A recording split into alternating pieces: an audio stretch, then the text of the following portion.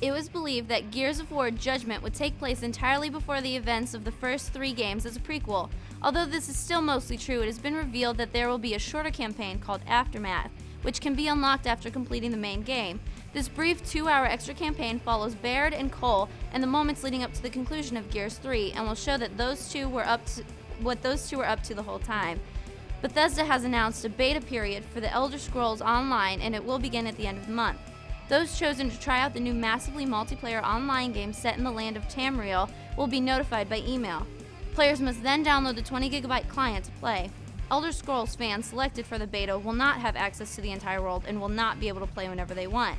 The first stage of beta events will be playable only during specific times and will focus on certain areas, features, or other gameplay elements.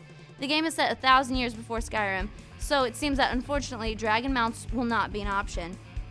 LucasArts has stated that the Disney buyout won't affect Star Wars 1313, which was debuted at last year's E3, but it seems they may have just been kidding. Kotaku reports that the Star Wars franchise will be focused on the new trilogy and not on material unrelated to J.J. Abrams' directed Episode 7. It now looks like 1313 will be pushed back into next generation's launch window. Based on the confirmed cast so far, we can assume that any new Star Wars game released will be set in a retirement home.